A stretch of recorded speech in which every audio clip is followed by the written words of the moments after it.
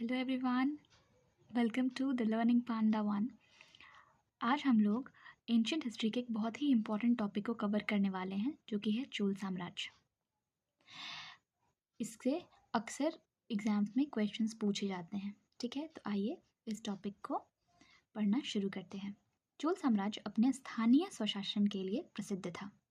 ठीक है, चोल साम्राज्य की जो स्थापना थी वो कोरोमंडल तट तथा दक्कन के कुछ भाग में हुई थी। इसके बाद इसने अपना एक्सपैंड बहुत दूर तक किया था। उसके बाद है, ये लोग शैव धर्म अनुयायी थे। ठीक है, ये बहुत ही इम्पोर्टेंट पॉइंट्स थे। इसके आगे चलते हैं। अब है चोल वंश। विजयालय ने चोल साम्राज्य की स्थापना की थी। 9वीं शताब्दी में पल्लवों के ध्वंसावशेषों पर विजयालय ने चोल साम्राज्य की स्थापना की थी। उसने इसकी राजधानी तंजावर या तंजौर को बनाई थी, जिसे उसने पांड्यों से छीना था। इससे पहले चोल साम्राज्य की जो राजधानी थी वो उरियूर थी। आगे चलते हैं। विजयालय ने निशुंभ सूदनी देवी मंदिर का निर्माण करवाया था। तो विजयालय का यहाँ पे समाप्त होता है और उसके पुत्र हैं आदित्य प्रथम। आदित्य प्रथम ने सर्वप्रथम स्वतंत्र राज्य की स्थापना की। ठीक है, उसके बाद है थर्ड परांतक प्रथम। परांतक प्रथम में बहुत इम्पोर्टेंट चीज़ है कि उसने तकोल्लम के युद्ध में राष्ट्रकूट नरेश कृष तृतीय से पराजय पाई। ठीक है, और इसी के काल में एक बहुत इम्पोर्टेंट जो हमेशा एग्जाम में पूछा जाता है, उत्तर मेरु शिलालेख या अभिलेख लिखा गया।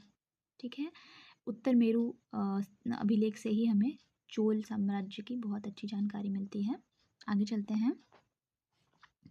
अब है इनके पुत्र राजराज प्रथम। ठीक है,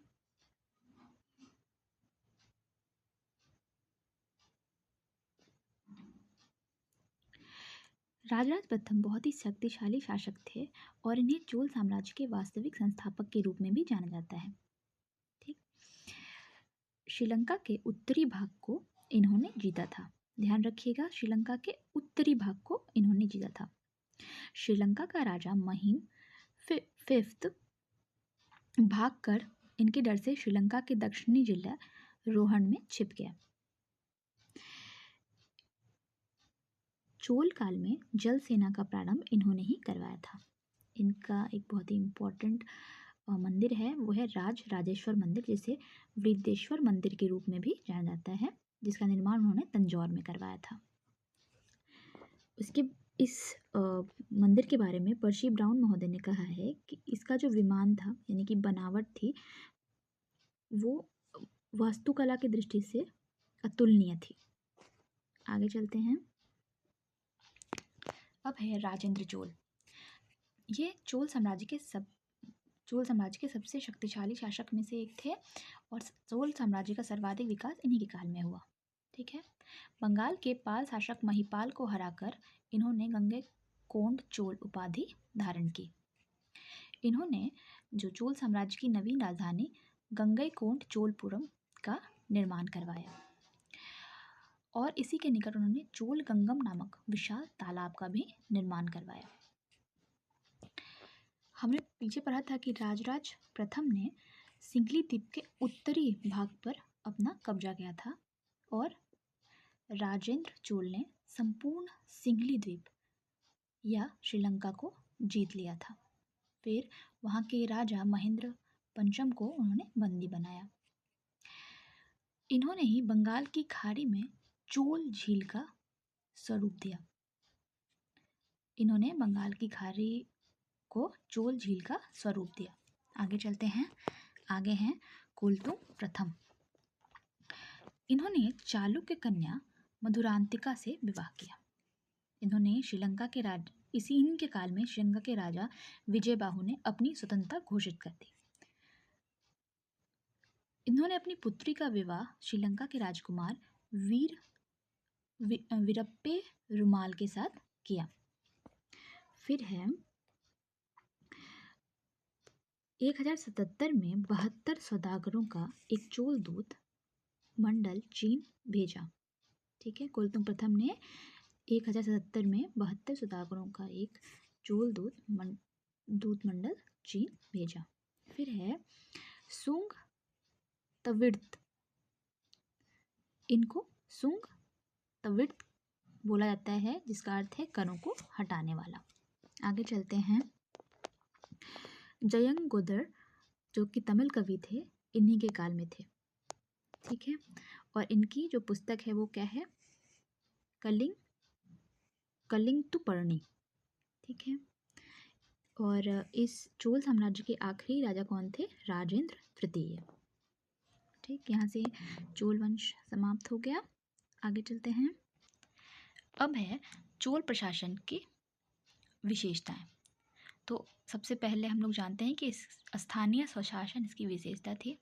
ठीक है, फिर पहला है इसके प्रशासन में उच्च अधिकारी पेरुंदरम कहलाते थे और निम्न अधिकारी शेरुंदरम।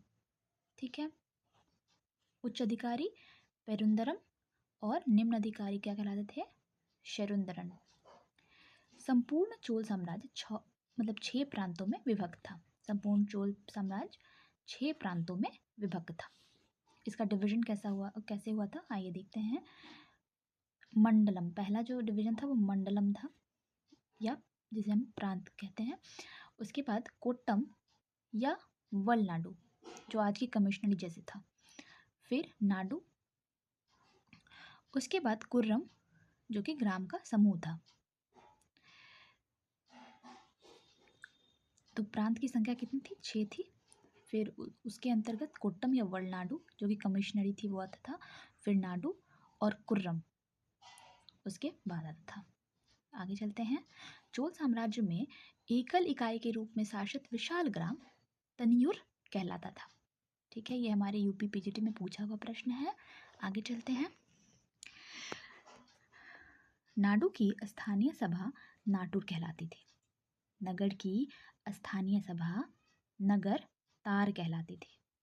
ठीक है, नाडु की स्थानीय सभा नाटुर कहलाती थी व नगर की स्थानीय सभा नगर तार कहलाती थी। फिर है उर, सर्वसाधारण लोगों की समिति उड़ कहलाती थी। फिर है सभा, अग्रहारों और ब्राह्मण बस्तियों की सभा को सभा कहा जाता था। ठीक है, आगे है इसके सदस्य पेरू मकल कहलाते थे। व्यापारियों की सभा नगरम कहलाती थी। आगे है